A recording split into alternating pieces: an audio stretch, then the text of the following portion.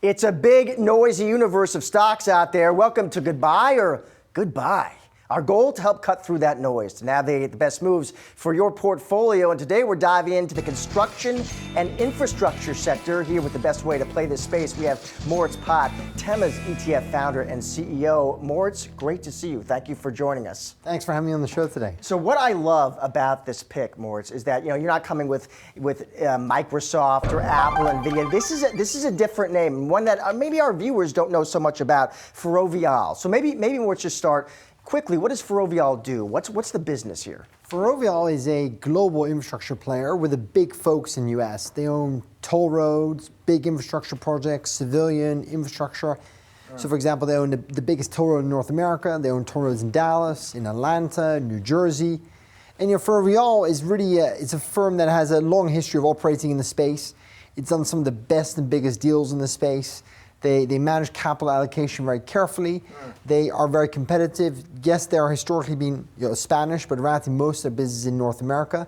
They're actually relisting to NASDAQ this quarter. And I want to stop you there because when you go through the bullets, Maurits, when you're trying to make your bullish case here, this is the first one. Let's just walk through this. The first point you're making here and why this name is a buy, transitioning to a listing at NASDAQ. Walk us through why that's bullish. So I think the bullish is that in reality there's more buyers for the stock on NASDAQ. The majority of the exposure in Ferrovial is in North America, not in Spain.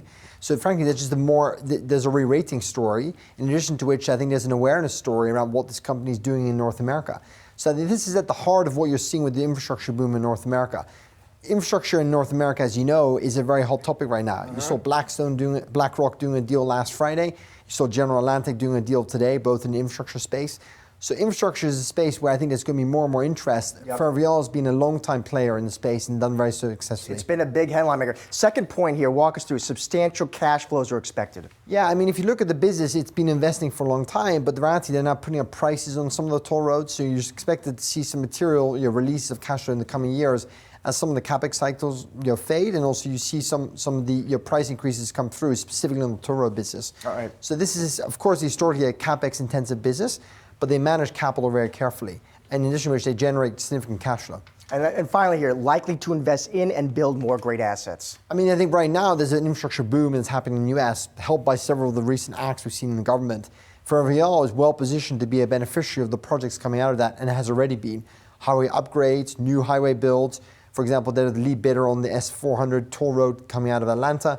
Ferrovial is a US leader in the infrastructure space, and the government, I think, is very focused on improving the infrastructure in this country. All right, now you've made a very convincing case here, Maurits, but let's say, viewers, they're watching right now, before they dive headlong here, commit capital to the name, what are some risks they need to think about here? I think some of the risks are that, the reality there could be a slowdown in government spending on infrastructure short term, especially in an election year. We don't know what could change in an election year.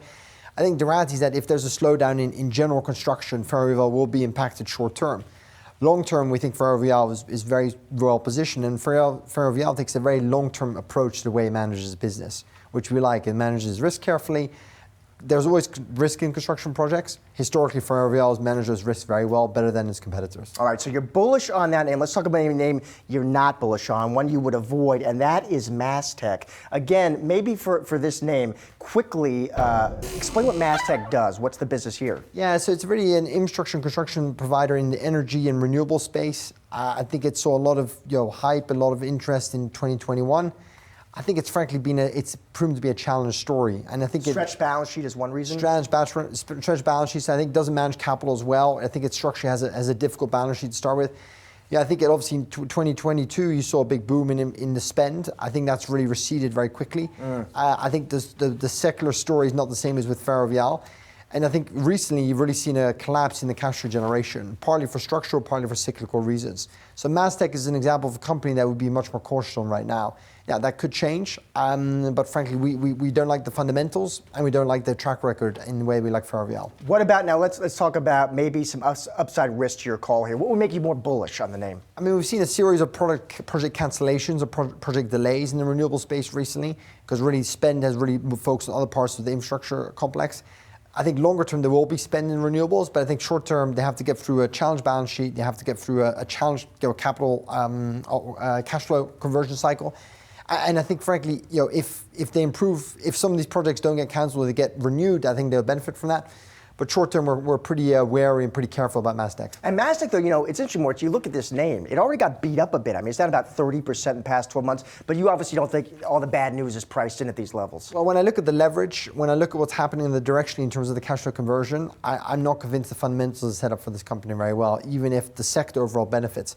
I think there's other players that could benefit more in this sector long term. All right, there's the thesis. Let's wrap this one up here. So you're telling investors buy Ferrovial based on a potential valuation uplift as it transitions to being a U.S. group, and also expectations for substantial cash flows coming for the company. And on the other hand, you're saying avoid Mastec as the company has a stretched balance sheet and its cash generation recently collapsing. Maurits, thank you so much for joining us today. We appreciate it.